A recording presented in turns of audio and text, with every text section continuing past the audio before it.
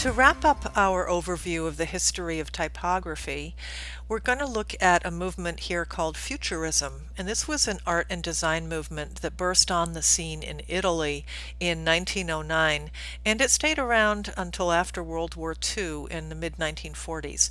And the idea about Futurism was a complete throwing away of everything that had gone before and moving forward, looking to the future.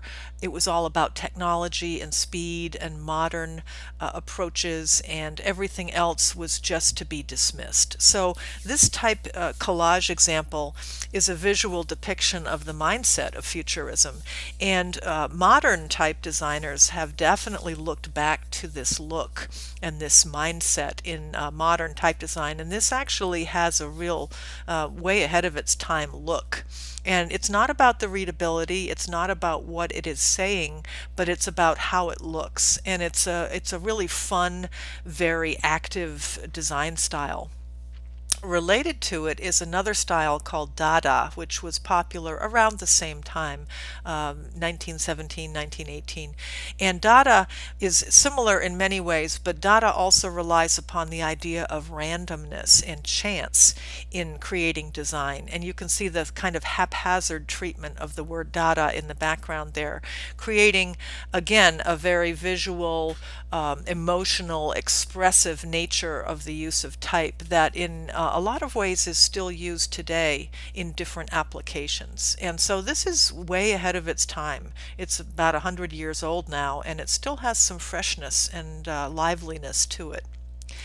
Here's an example of a design style called Constructivism, and this is well worth a look-see and research because it was a design style that started to develop shortly after or close to the end of World War I in Germany and Russia.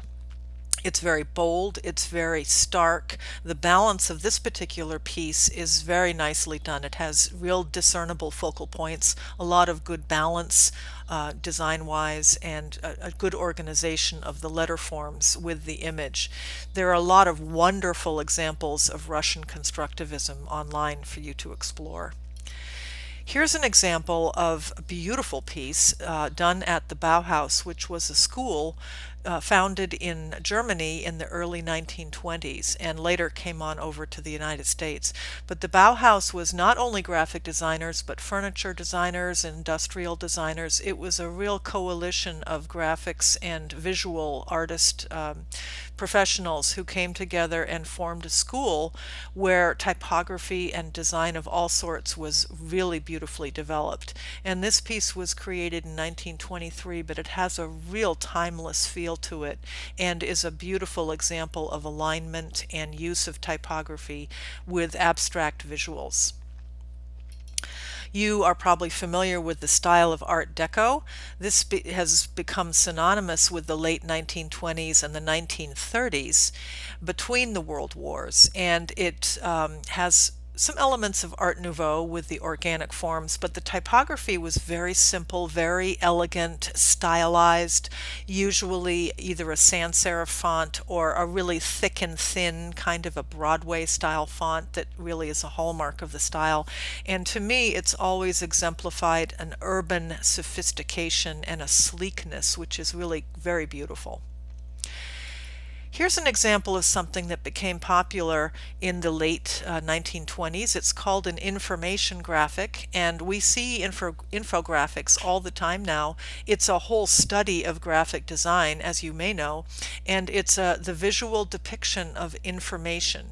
And how does typography relate to this? Well, the idea of using typography in an information graphic is to keep things very simple. You don't need to have a lot of fancy visual typography because the imagery used in infographics is what is needed to tell the story. But here we have an example of type and imagery working together to tell the story and disseminate information, in this case about casualties and injuries during World War I. Here's another example of Art Deco, and it's that font I was talking about earlier, the Broadway style typeface, where you have extreme thick and thin areas in a letter form, and it's a real hallmark of that particular style. This was a 1933 piece, and it's very forward thinking, very modern, and yet to us, of course, it looks retro. But that's what I like about it. It has that beautiful sort of modern yet retro vintage feel, which is such a classic hallmark of the 30s decade. And typeface design, this is around the same time. Typeface design is really starting to get more streamlined and modern, and you can see the sans serif really taking off here. And this was a very simple font called, it's a version of a font called Universal, and they're mixing capital letters in with the lowercase. You'll notice that the O is completely round and the T is a capital letter. The S, you can't tell if it's uppercase or lowercase. So we're starting to get a little bit more stylized in our typeface design now. And here's a great example of something called the International Typeface Style, typographic style. This is a German poster where it has a really wonderful use of stylized letter forms. Notice that the umlaut over the U is two squares, and the spacing between them is very cleanly designed, and it's very uniform, and there's also a wonderful use of white space and balance with the type at the top. And this is 1928, so but yet it looks very contemporary. So in the 20s and the 30s, typeface design, typography, and graphic design in general really started to move forward and develop some wonderful simplicity and sophistication. Jumping ahead now to the 50s and 60s, this is after World War II, we start to get, in the 50s, people were home from the war, they were building their families, home and family, and a real optimism was pervading the United States. And so we get these whimsical type treatments, we get these colorful ads, we get a real upbeat look. And the type treatment here looks almost handwritten, even though it's not. And it's somewhat casual and friendly and very upbeat. And that was the general pervasive atmosphere in the 1950s. And then the 60s happened. We have a completely different look here, the psychedelic style. And this, of course, is very retro to most of us, but I remember some of this as a child. And here's a sense where the letter forms are completely distorted. They're blown out, and yet they're still readable. It may be really hard to read this, but if you look closely, you can see that up here we see the word Youngbloods. This was a band popular in the 60s. And there's more lettering inside these very stylized figures. This is kind of hard to read. Down at the bottom we see this blue text which says Avalon Ballroom. That was a popular rock music hall in San Francisco in the 60s. And the bright colors, the very graphic silhouettes, and the distorted type was a real hallmark of the psychedelic style. And of course the turn on and tune out drug taking, free love movement of the 60s was all part of this look, and it all came together. In the 60s and 70s, we started getting into something called figurative typography. And this is kind of fun to explore and play with now, even nowadays. Where you take a word and you set it, you treat it such that it indicates what the word is saying. And you can see that this word beards looks like a beard. And you will have an assignment in this course where you get to play around with figurative typography and have some fun with it. So it's kind of whimsical, fun way of treating type.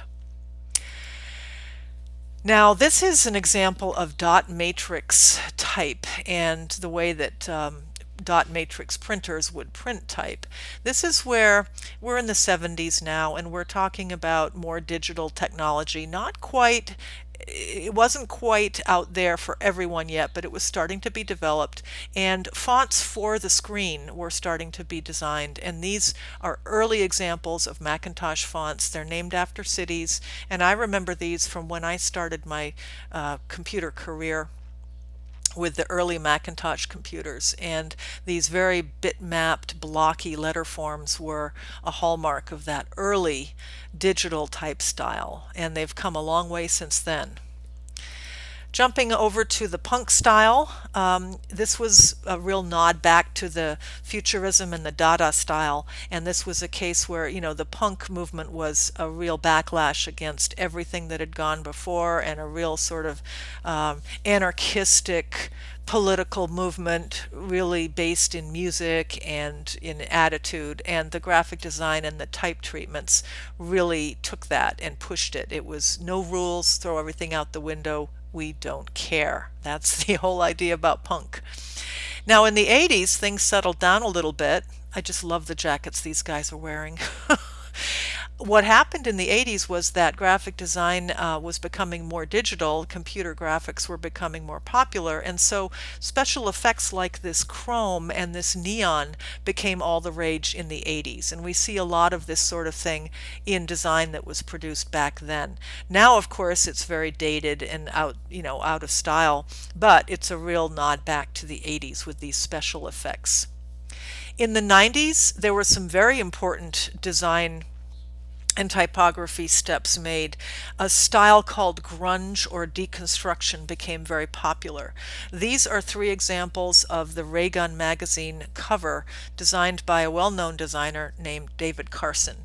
And he took typography, and again, he threw rules out the window. He would slice up type, he would turn letters around, he would obliterate parts of words. He really was a great example of thinking outside the box and destroying the box. And the Ray Gun magazine is a really good example of that era of typography. It's 20 years plus old now, but there's still a lot of freshness in the way that the type was used in this particular style. And David Carson and the grunge deconstruction type movements are well worth your research. To finish up, we're going to go into the modern day, and this is what we are working with now. Now, this isn't the only thing we're working with, but this is an example of clean basics. Back to basics, very, very simple, clean, elegant typography. In addition to all of the free font websites out there that you can see and download free fonts that are whimsical and decorative, but we also go back to clean, basic, simple type. Helvetica, which isn't in this list, but remember that Helvetica is one of the most popular fonts in the world. It is clean and simple, and a real sense of sort of going back to basics here. So there is a really brief overview of the massive history of typography and some graphic design history.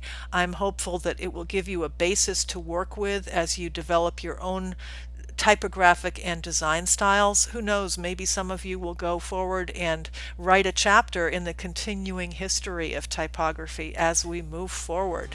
Good luck.